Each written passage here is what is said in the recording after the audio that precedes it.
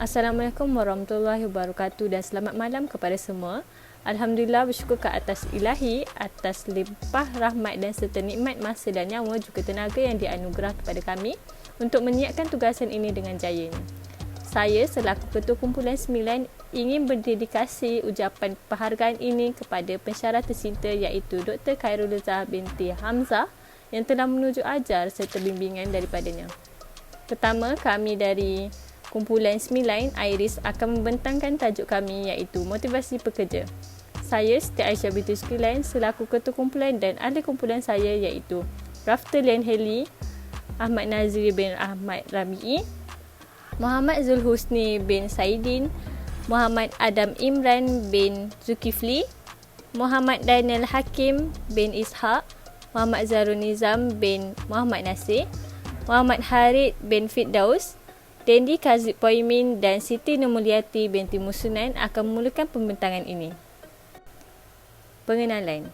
Pekerja yang motivasi mempunyai semangat yang tinggi mempamerkan kerjasama yang erat dan ketaatan yang tinggi pada organisasi. Keinginan dan pencapaian pekerja yang bermotivasi ini adalah tinggi. Mereka melakukan kerja yang bersungguh-sungguh walaupun menghadapi persaingan atau penempuhan kesukaran. Mereka mungkin mengelak dari melakukan tingkah laku negatif seperti ponteng kerja, curi tulang dan sebagainya. Motivasi juga penting dalam kepimpinan untuk memimpin dalam memantau tugasan dan bertanggungjawab pekerja.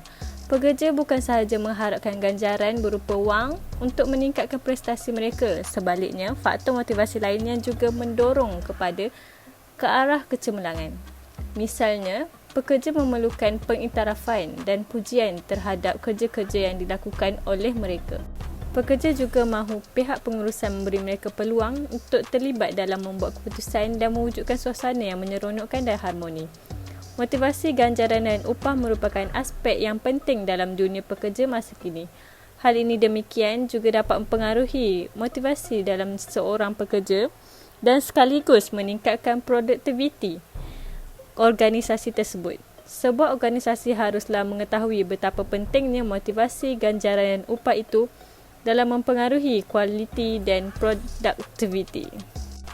Motivasi pekerja. Motivasi merupakan satu dorongan yang menggerakkan tingkah laku seseorang individu untuk mencapai sesuatu matlamat yang datang dari diri individu secara rela atau paksa untuk memenuhi keperluan dan kehendak individu, dan akhirnya membangkitkan organisma yang menuju kepada matlamat. Seorang ahli psikologi klinikal Amerika iaitu Abraham Maslow telah memperkenal satu teori tingkah laku yang berkait rapat dengan tingkat keperluan. Beliau berpendapat sekiranya seseorang telah mendapat memenuhi semua keperluan dalam hidup, maka individu tersebut telah berjaya dalam menentukan hidup dia. Maslow mengaitkan kepentingan memenuhi semua tingkat keperluan dengan tahap motivasi individu dalam pengurusan strategik. 5 keperluan asas menurut Maslow adalah seperti keperluan kepada fisiologi, keperluan keselamatan, keperluan sosial, keperluan nilai diri dan keperluan hasrat diri. Segala peringkat keperluan tersebut boleh dikenal pasti dan disediakan dalam alam pekerjaan, antaranya seperti: pertama, keperluan fisiologi. Keperluan fisiologi ini adalah merupakan peringkat yang paling asas dan rendah tetapi yang paling penting untuk dipenuhi oleh setiap pekerja terlebih dahulu. Jenis keperluan ini adalah keperluan dari segi makanan, minuman, pakaian dan tempat tinggal. Semua keperluan ini boleh dipenuhi melalui imbuhan atau ganjaran hasil kerja seseorang individu. Kedua, keperluan keselamatan. Keperluan keselamatan merupakan keperluan asas manusia sesudah keperluan yang pertama berjaya dipenuhi. Ia merupakan tahap kedua keperluan dalam teori menurut Maslow. Keperluan keselamatan tempat kerja termasuk jaminan keselamatan fizikal dan kesihatan pekerja, kestabilan dan keselamatan psikologi. Faktor ini akan mewujudkan persekitaran kerja yang lebih selamat dan terjamin. Ketiga, keperluan sosial. Keperluan sosial ini dianggap paling penting kepada individu yang apabila keperluan keselamatan telah dapat dicapai sepenuhnya oleh individu, Keperluan ini akan dipenuhi apabila individu merasakan dirinya adalah sebahagian daripada organisasi, merasa dirinya disayangi dan merasa diperlukan oleh organisasi. Keempat, keperluan nilai diri. Keperluan nilai diri ini adalah peringkat keempat dalam teori keperluan Maslow. Ia adalah keperluan untuk individu rasa dihormati, dihargai dan diiktiraf oleh orang lain. Keperluan jenis ini wujud apabila terdapat aktiviti berbentuk pujian, pengiktirafan dan penghargaan untuk individu yang cemerlang. Kelima, keperluan pencapaian hasrat diri. Pencapaian hasrat ini adalah merupakan satu keperluan untuk merealisasikan kehebatan dan kebolehan individu. Keperluan jenis ini boleh dipenuhi dalam organisasi melalui pengagihan tanggungjawab yang lebih mencabar dengan mewujudkan program-program berbentuk latihan atau sistem kerja yang sistematik yang menyediakan peluang peningkatan diri kepada setiap individu. Seterusnya, saya serahkan pembentangan ini kepada rakan saya iaitu Rafter Lian Hailey. Terima kasih kepada rakan sekumpulan saya iaitu Siti Aisyah binti Zukilan selaku penyampai pertama dan ketua kumpulan 9. Saya Rafter Lian Hailey akan meneruskan lagi pembentangan seterusnya. Motivasi ganjaran. Ganjaran bermaksud pampasan dan faedah.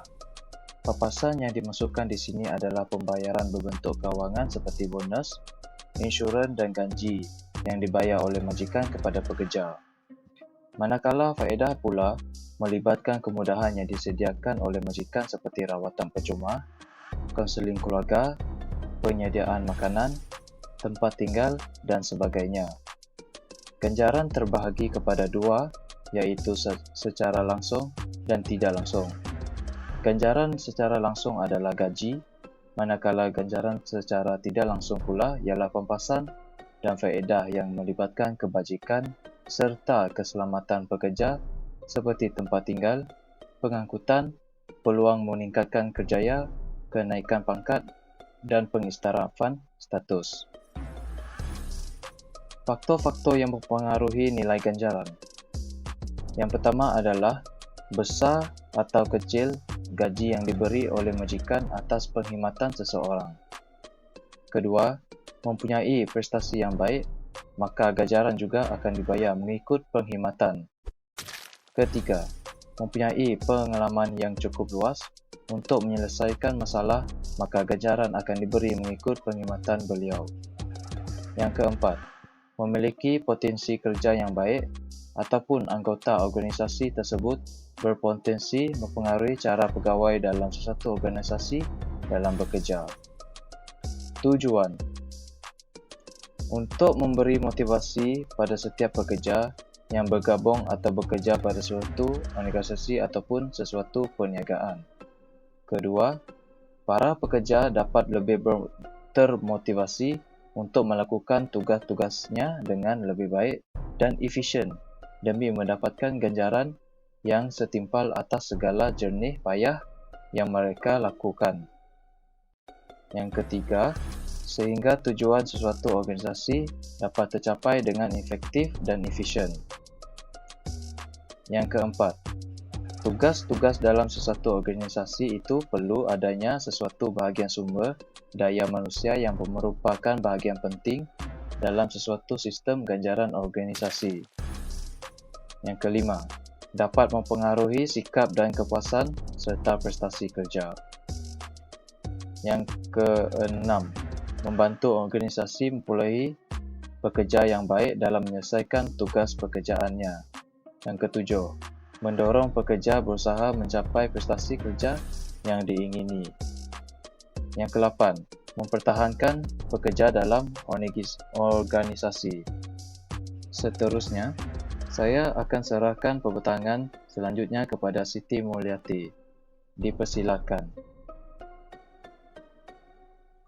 Terima kasih kepada Rafter Lian.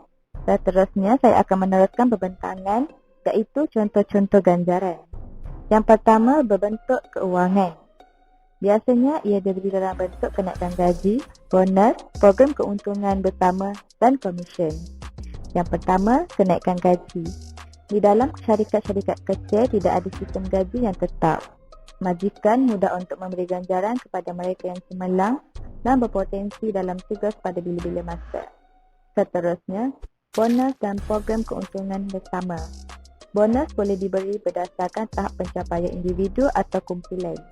Ia adalah sejumlah wang yang diberi secara langsung apabila prestasi luar biasa ditunjukkan. Seterusnya, ganjaran dalam bidang pendidikan. Di dalam sistem pendidikan, para pendidik diberi pilihan untuk mengambil sama ada pension atau KWSP. Bagi mereka yang memilih pension, mana-mana pekerja yang meninggalkan posisi mereka sebelum tempoh pension yang ditetapkan tidak akan mendapat pension mereka sama sekali. Seterusnya, bukan berbentuk kewangan. Biasanya diberi dalam bentuk anugerah pekerja dan penghargaan pekerja. Yang pertama, anugerah pencapaian. Anugerah pekerja cemerlang atau anugerah pekerja harapan misalnya boleh diberikan. Seterusnya, anugerah tersebut boleh diberikan dalam bentuk sagu hati. Seterusnya, perubatan percuma, iaitu mendapat rawatan percuma di klinik swasta. Yang ketiga, surat penghargaan. Pujian sama ada berbentuk tulisan atau lisan sama ada secara persendirian atau harapan umum merupakan satu cara untuk menggambarkan rasa besar hati terhadap pekerja. Yang keempat, pencen hilang keupayaan bekerja. Perkeso. Pertama, memberikan pampasan apabila berlakunya sesuatu kemalangan, kematian, hilang keupayaan bekerja dan cedera apabila menjalankan tugas. Seterusnya, para pekerja yang berpendapatan kurang daripada RM2,000 sahaja layak untuk menerima pampasan ini. Seterusnya, saya akan berikan kepada Muhammad Zarul. Saya Muhammad Zarul Nizam akan menerangkan mengenai motivasi upah. Upah atau gaji merupakan hak pekerja atau buruh yang diterima dan dinyatakan dalam bentuk wang sebagai ganjaran kepada pekerja yang ditetapkan dan dibayar menurut perjanjian kerja. Bayaran boleh dihitung sebagai jumlah tetap untuk setiap tugas yang diselesaikan. Upah atau gaji yang merupakan salah satu hal yang memotivasikan atau mendorong pekerja untuk meneruskan pekerjaan mereka untuk mencari rezeki diri dan keluarga. Motivasi merupakan proses psikologi yang membangunkan keinginan, menyediakan haluan dan memastikan ketabahan dalam secara sukarela untuk mencari matlamat yang ditetapkan. Gaji pula bertentangan dengan upah. Majikan membayar satu jumlah wang yang teratur pada mingguan atau bulanan tanpa mengira panjang jam kerja dengan komisen yang syaratnya berbayar pada prestasi individual dan dengan pampasan berdasarkan prestasi syarikat secara keseluruhan. Terdapat banyak perbezaan antara gaji dan upah. Antaranya ialah gaji ini adalah jumlah yang dibayar untuk prestasi kerja, manakala upah pula adalah jumlah pampasan yang berubah-ubah yang dibayar berdasarkan jam yang dihabiskan untuk menyelesaikan sejumlah pekerjaan. Selain itu, gaji diberikan kepada mereka yang mahir menggunakan kecekapan mereka dalam bidang masing-masing dan menaja pendapatan bagi syarikat tersebut, manakala upah sebaliknya akan dibayar kepada pekerja separuh mahir atau tidak mahir seperti tukang kayu, tukang las, juru elektrik dan lain-lain yang bekerja setiap jam. Dari kos pula, untuk gaji, kos yang dikeluarkan adalah tetap mengikut jumlah tetap dibayar setiap bulan. Upah pula, kosnya berubah-ubah. Ini disebabkan perbezaan dengan prestasi individu dari hari ke hari. Seterusnya, perbezaan yang kita dapat lihat adalah dari segi prestasi dan kecekapan setiap individu tersebut. Sebagai contoh, gaji dibayar berdasarkan prestasi individu dan akan dibayar kepada pekerja yang mempunyai kemahiran dan kecekapan dalam menyelesaikan kerja, pejabat atau sebagainya. Lain pula berbeza dari upah. Upah akan dibayar setiap jam mengikut jumlah kerja yang dilakukan dalam satu-satu masa. Untuk segi masa dan waktu, gaji untuk pekerja dibeli pembayaran tambahan untuk waktu tambahan. Untuk upah pula mendapat gaji tambahan untuk jam tambahan yang dikhaskan olehnya. Sekian, terima kasih.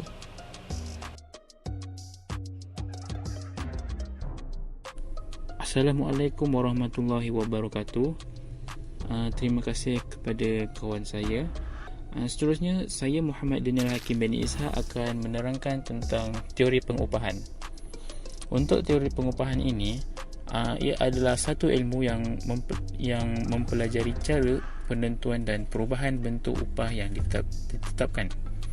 Ramai ilmuwan mencuba untuk menguraikan teori pengupahan dengan kajian masing-masing bahawa upah itu merupakan fungsi dan terdapat pelbagai faktor untuk mewujudkan sistem yang digunakan dalam suatu organisasi. Terdapat 7 teori yang akan kita ketahui, antaranya adalah teori pengupahan dan dasar hukum penawaran dan permintaan. Untuk teori ini, ia memfokuskan kepada hukum penawaran dan permintaan mengikut pasaran dengan tenaga kerja secara sistematik. Dalam erti kata lain, apabila upah di sektor industri jauh lebih tinggi daripada upah di sektor pertanian, maka sebahagian pekerja akan pindah dari pertanian ke sektor industri agar memperoleh upah yang lebih besar. Seterusnya adalah teori upah bahan. Seorang ahli ekonomi klasik dari Inggeris menciptakan teori upah bahan dengan memanfaatkan teori hukum penawaran dan permintaan Adam Smith. Menurut teori Ricardo, jika upah buruh ataupun pekerja suatu waktu cukup tinggi, maka para pekerja itu akan cenderung untuk melakukan kerja. Akibatnya, semakin tinggi tingkat upah, semakin tinggi apa yang dia akan dapat. Seterusnya adalah teori dana tetap untuk upah seseorang. Seorang ahli ekonomi Inggeris bernama John Stuart Mill yang berpendapat bahawa pada setiap negara terdapat dana yang terhad untuk upah yang lumayan. Dana untuk upah merupakan bahagian dari dana masyarakat yang dikumpulkan. Seterusnya, untuk teori produktiviti kerja, teori ini diwujudkan pada penurunan bayaran tenaga kerja. Bayaran tenaga kerja untuk produk marginal ke-10 lebih kecil dari bayaran tenaga kerja untuk produk dan seterusnya. Untuk teori seterusnya adalah teori pengupahan dengan pengagihan pendapatan nasional. Teori ini telah dikembangkan oleh David Ricardo berserta Robert Malthus pada tahun 18 dan 1830-an. Untuk teori seterusnya, teori pelaburan sumber manusia. Teori ini memfokuskan bahawa setiap tambahan pekerja terhadap sumber daya manusia dalam pendidikan, pelatihan, pengalaman kerja, gizi dan kesihatan akan menambah kemampuan produktiviti dari setiap pekerja. Manakala upah merupakan bayaran atas nilai hasil yang dihasilkan oleh seorang pekerja. Untuk teori seterusnya adalah teori upah kontekstual.